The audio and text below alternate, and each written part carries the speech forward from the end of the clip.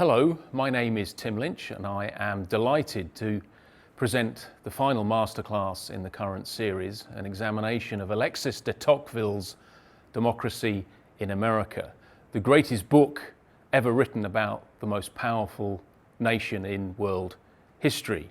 The young de Tocqueville, he was barely 25 when he visited the United States, saw most of the then existing states in a 9-month odyssey.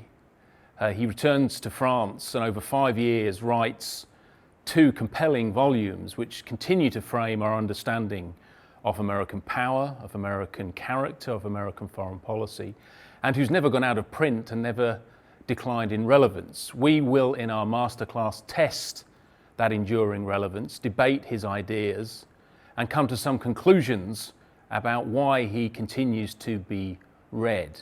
He asks 2 fundamental questions, which will frame, I hope, our masterclass discussions. The first one is, what allows for democracy in the United States? It's very important to remember that democracy in 1831, when he boards his ship from France to the US, democracy is a new concept. We regard it as in some way passé and almost tired, demanding renewal. He visited when democracy was the great wave of the future, and it was as anticipated as it was misunderstood.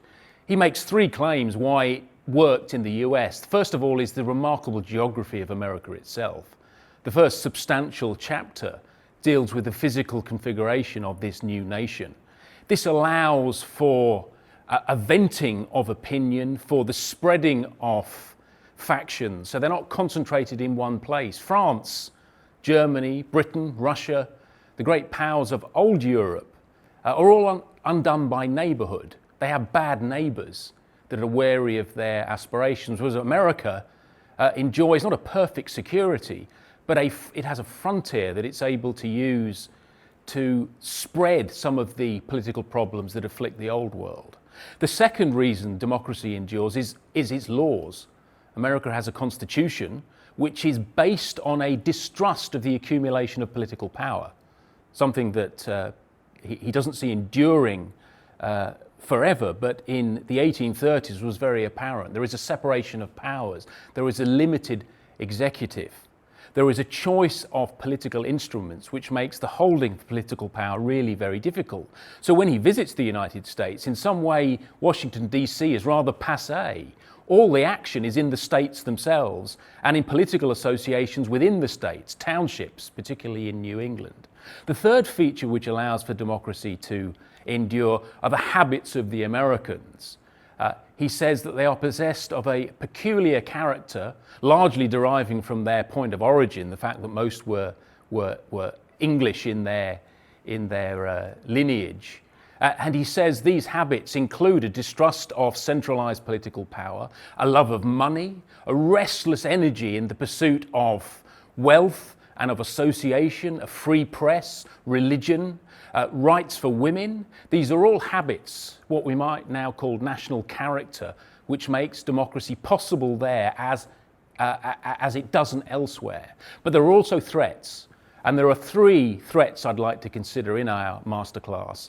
The most famous one is the tyranny of the majority, that this restlessness actually leads to a concentration of political power despite a constitution which is set up to preclude it, that the system won't be run by aristocrats, the system that Tocqueville understands and from which he hails, but will be run in the interests of the mob, who will enforce a kind of brutish equality, and all notion of refinement and culture and art will be relegated and second-tier issues.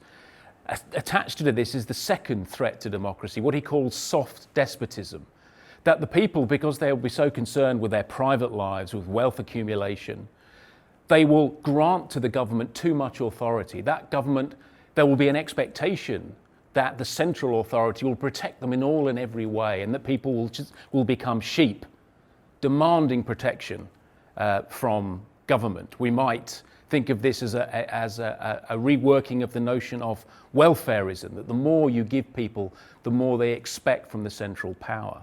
The third threat to democracy rather ironically, or might jar to modern hearers, is that of equality.